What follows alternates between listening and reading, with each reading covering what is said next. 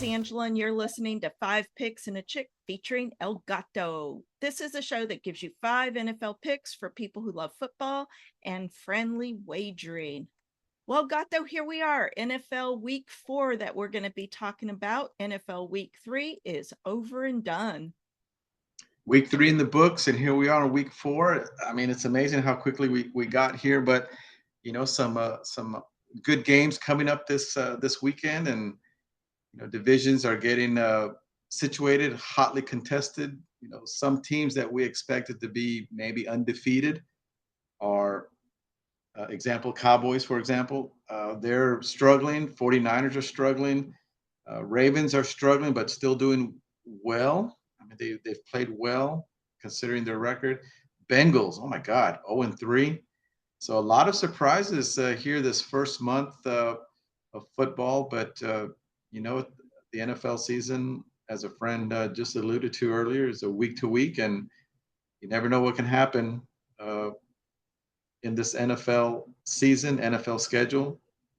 Quarterback can go down, and there you have a ruined season or ruined run for the next 4 or 5 weeks until they rehab. Here we are, week 4. So yeah, I'm really excited. Yeah, like you said, it's like the underdogs that are the big dogs this season. Yeah, I love it. Well, last week, El Gato, I went 4-1. That gives me a season record of 9-6. And you went 3-2. That gives you a season record of 9-6. So we're both at 9-6, which is 60%. I think that's pretty darn good. Pretty darn good considering both of us. We've lost, and I'm talking about the cover. Some pretty tight games both ways, and to be 9-6 and at 60% for the first month, I'll take it.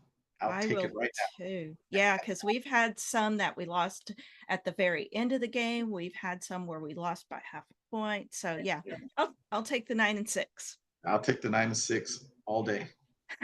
My first pick is going to be Vikings plus 2.5 at Green Bay. The Vikings are still on a roll. They've been playing a complete game, and they're getting contributions from everyone on both sides of the ball. I've been on board the Vikings all 3 weeks. So I'm not getting off this train. I'm going with the Vikings getting 2.5. They're going against a Packer team that really has only played well 1 week. And can you believe Green Bay was an underdog versus the Titans, who were 0-3, and now they're giving points 2.5? I don't really understand that. I think this is going to be a big game. I think this might be like the game of the week. Vikings have beat the Giants, they beat the Niners, and last week they pounded the Texans. Vikings getting 2.5 all day long. I'm picking the Vikings. What are your thoughts on this game? Yeah, I like that pick too. I really like the Vikings. They're one of my Super Bowl picks, at least to make a run for the Super Bowl when we had that little football pool earlier in the year. But yeah, the Vikings playing really well. I mean, they've played and beaten some good competition. I mean, last week completely dismantled the Texans, and that was a beat down right from the right from the kickoff of the first possession. It really was. I was surprised they handled the Texans that well. And of course, they beat the 49ers, who were pretty much healthy, albeit without McCaffrey. So they've played some good competition. And like you say, they've played good all around football, both defensively and offensively. With the Packers, I'm surprised too, getting being favored. Maybe because they're on the road, and maybe Love comes back, but will he be completely healthy? I mean, who knows? Will he be playing at 80, 90% or 100%? We shall see if he does indeed start the game. But yeah, I'm going to continue with the Vikings, especially getting some points until someone can knock them off, someone can beat them, or they don't cover. So yeah, I'm going to roll with the Vikings at plus 2.5. I'll take that one. All right. My second pick is going to be the Saints getting 2.5 at Atlanta. It doesn't get easier for the Falcons with the Saints coming to town.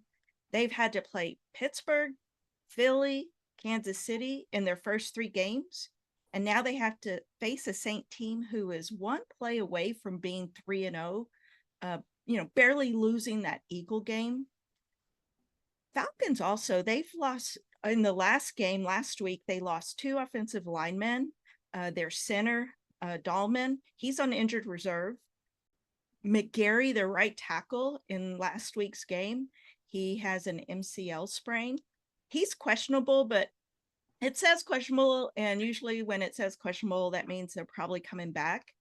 Bijan also got hurt or was listed as questionable, but I think he's going to play. And Yeah. he really needs he needs these guys, but of course we know the center's not going to be there, but he needs these guys to open up some holes for him. Both lost last week, but I am going with the Saints getting 2.5. This is going to be a great division game. Saints have a great defense. Saints bounce back. Give me the Saints. What are your thoughts on this game? Well, I like this. Excuse me. I like this matchup also. You're right. The Saints kind of giving up that game against the Eagles, even though the Eagles probably had what appeared to be more yards offensively, but it seemed like the Saints displayed it to me an overall better game. So yeah, 1-2 plays away from icing that game, but couldn't put the Eagles away. You're right. New Orleans, they can play on both sides of the ball. Carr offensively, Kamara got a couple of good wide receivers. Although they may be missing a couple of O linemen this week, I think their center is gone. Maybe a tackle, if I'm not mistaken. But they've got some adequate backups that can come in and play, and Carr can manage the game really well. On the other side, you're right. Atlanta losing a couple of close games, especially against the Chiefs. The last game they played, if they only could have converted in that red zone on a couple of fourth down conversions, 4th and 1, 4th and 2, twice they couldn't do it, which shows me, maybe don't have the manpower up front to get that line moving. And to your point earlier, getting Bijan some open lanes to run. That was gut wrenching watching that game just slip away from the Falcons. But on this one, I think Angela, I'm gonna go with the over 42. I think both teams are going to put up some points offensively, provided Cousins doesn't go into a shell with that strong Saints defense. I mean, he played fairly well against a very good Chiefs defense, but still couldn't get it done at the end. And we'll see what happens with this Saints defense, which is more than better than average. They're pretty good. We'll see, but I'm going to go with the over on this. I'm expecting some explosive plays on both offenses. So 42 to me looks pretty manageable to get the over. I'm going to go over 42 on this one. My third pick is going to be Detroit minus 3.5 versus Seattle. This is a good spot for Detroit to put a good showing in. They controlled the game last week against Arizona, but Goff needs to play a little bit better and protect the ball. Lions defense is playing really well. They're coming back home to face an undefeated Seahawk team who had really a soft schedule so far. They beat Denver, New England, Miami. So I don't think that's really saying much because those teams, well, those teams are those teams. Right. I do know Seattle has some injuries as well. I think the Lions will deliver the Seahawks their first loss. Give me Detroit minus 3.5.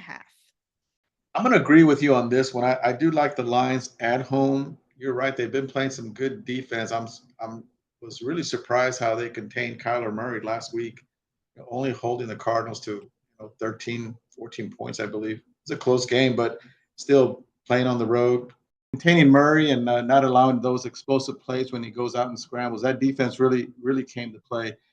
And then being at home, I think. But you're right. Goff needs to protect the ball. They need to get better in that red zone. Also, kind of surprised they haven't put up more points per game, considering the weapons they have. Not only the wide receiver spot, but also 2 dynamic running backs and then an excellent tight end. So who do we go back to? We probably go back to Goff, not protecting the ball and not hitting those red zone reads to convert touchdowns and instead settling for field goals. So Seattle, you're right. They've played some subpar teams, especially that Miami team last week without Tua. Miami just looked awful. They just didn't look good. Speaking about Miami, that game, I think it was an easy win for Seattle. Having to travel across the country, not so far, but still traveling. And maybe their 3-0 record does not reflect on their strength of schedule. So Lions at home, minus 3.5. I'm expecting about a 7 to 10 point win, Lions win on this one. I'll take the Lions. You have a fourth pick for us? I do. I have a couple of picks, and I want to go ahead and go back on this first game here. The Texans playing the Jags. And, the Texans got, as we mentioned earlier in the podcast, they got run by the Vikings last week. But, that was a hard game to try to come back from, especially the momentum the Vikings had. That first quarter, hell, that first 5 minutes, it seemed like the game was over. Texans could never recover. But back home, maybe it's a get right game for CJ Stroud and that offense. Maybe get the wide receivers more involved. Maybe Mixon is back. He's listed as questionable, so maybe he can play, get that running game at least going, give a security blanket to CJ Stroud when he can't hit those wide receivers. Go back to that solid running game. Of course, the Texans defense, they need to get back on track and getting stops and third down stops and getting off the field. We know about the Jags. The last game they had against the Bills, that was that was just not good football by the Jags or even Lawrence. I don't know what's wrong with this guy, this quarterback.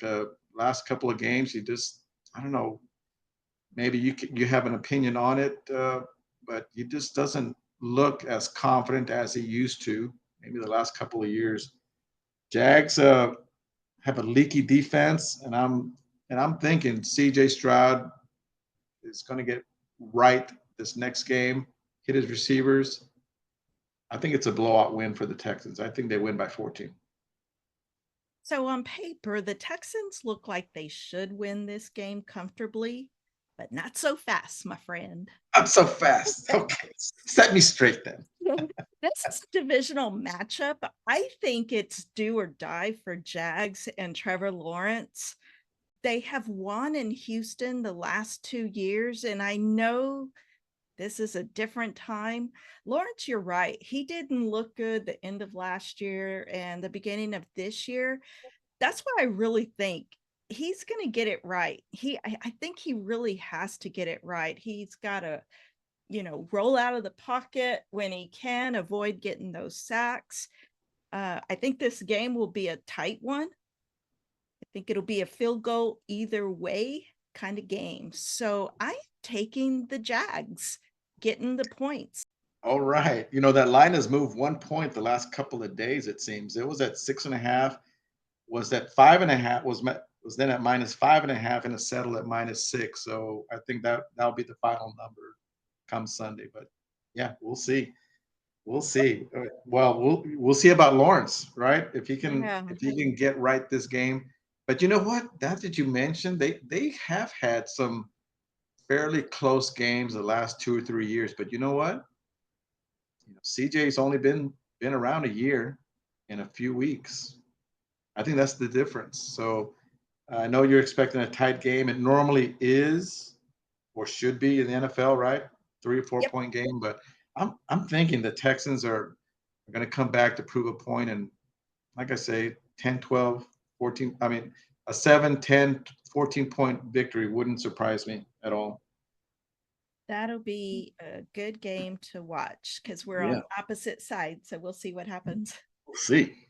All right. You have a fifth pick for us? I do. I have what I think is a very exciting game coming up. Cardinals versus Washington. And I'm going to go the over 50.5 on this one. And I'm going to tell you the reason why. Both quarterbacks are dynamic. They can scramble. They can extend plays. They can extend third down conversions. We saw what Daniels did the other night against the Bengals, albeit the Bengals have, a suspect defense, but still, it's an NFL defense. He's a rookie. Look what he did to them. He tore them up. Long passes, short passes, scrambles, 3-yard scrambles to, convert third down. I think Washington has a very good quarterback for the next 10 to 12 years if he can stay healthy, right? That's the key. I think both teams are going to put up some points. So 50.5 on the over, I think is attainable. Looking at maybe a 28-24 game, 30-28 game. I'm hoping it's an easy cover. I'm thinking it'll be an easy cover with both offenses going up and down the field and both defenses not being able to get off the field. So I'll take the over on this one. Right. Well, I'm going to take Washington getting 3.5. It was a coming out party for Jaden Daniels last week, out dueling Burrow. Washington will be without running back Eckler, but they do have enough firepower to keep their momentum going. They have their running back, Brian Robinson, are loving having Jaden because he was awesome last week. Starts right there. Yep. They have their wide receiver, McLaurin. He has 4 catches for 100 yards. So that's really good. And of course, they have this new coordinator. I don't know if you've ever heard of him. I sure have, but his name is Cliff Kingsbury. I've never heard of it. I'm sure you're sick of me talking about Cliff Kingsbury, but I think this is a good spot for him. He did well last week. He did really well last week, calling those plays. So I think they're going to have another great game. Can you believe Washington has had 14 consecutive drives, and each drive they scored points? That's amazing.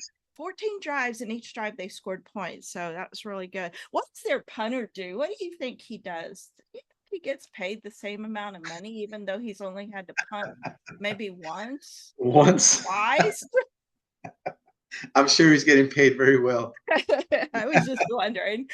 That's amazing. That's an amazing stat. But you're right about Kingsbury, the OC. He's pretty creative at Texas Tech. Did the best he could at Arizona with what he had, and now look, he's given. Seems like he's in his lane right now as an OC as opposed to a head coach. So I love your point there. I'm looking forward to seeing what Washington does. So give me Washington getting 3.5. 3.5. Okay. All right, El Gato. Any final thoughts? Maybe come up with a 5-team parlay that I might post in the comments on Sunday morning, and we'll see. But no, looking forward to another great NFL Week 4. Really looking forward to that Vikings Green Bay game. Division game early in the season should set the tone for both teams on who controls that division moving forward. I think both teams are going to try to make a statement, especially if whoever comes out on top will definitely be in the driver's seat moving forward. So yeah, a lot of good games. Oh, we got the Saints and Falcons too, division. And there are going to be a lot of great games this weekend, and never boring matchups in the NFL. That's for sure. Never. Now, don't forget. There's always something. Yep. Don't forget about tonight. We have the Cowboys playing, and then What do you like? Yeah, this is a tough one for me. I probably would stay away from the game, but it's frustrating watching the Cowboys with we always say they've got talent, but everyone in the NFL has some talent. Maybe some teams are hairline above another team, especially maybe at the quarterback spot. There's no reason why the Cowboys, with what they have, are getting run out these last 2 games. It's kind of embarrassing. Yeah, I don't get it either. They have the talent, like you said, but they just don't seem to be gelling. No, they don't. So, and if you cannot gel with the rest of your team, it's just not going to work. Things happen. You get run. Yeah. But you know, if I had to bet a game, a friend asked me earlier today, if I had to bet on this game, what would I do?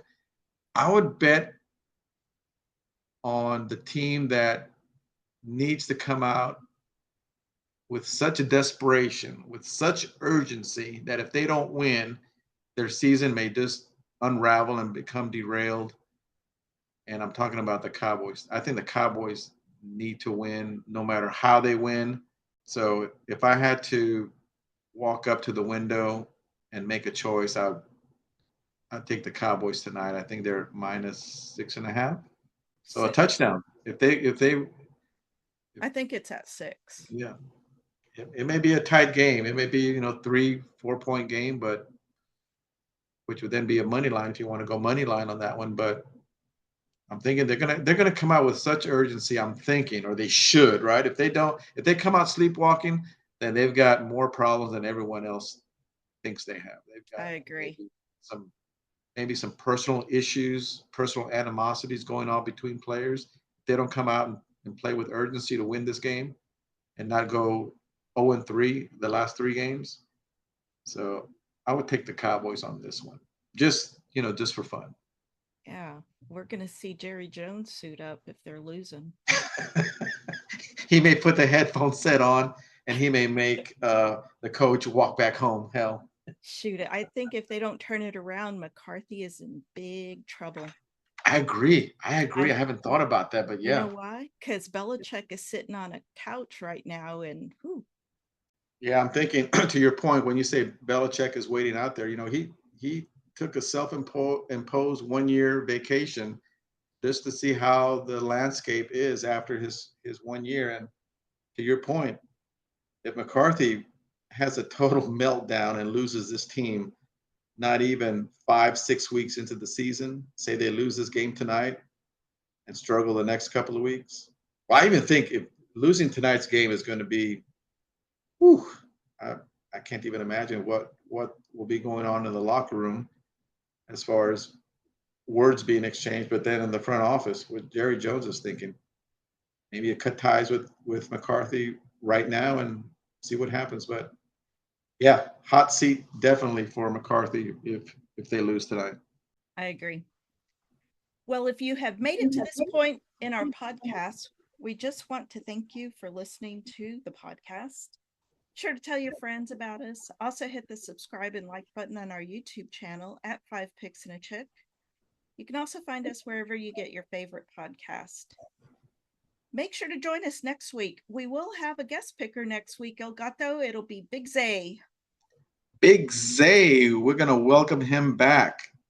And Yes. we'll also throw in a plug for that delicious barbecue he makes. Oh Wow. my God, the best brisket ever. As always, thank you to El Gato for being part of 5 Picks and a Chick. 1, 2, 3, bet. All right. Love it. Oh, and that's a wrap.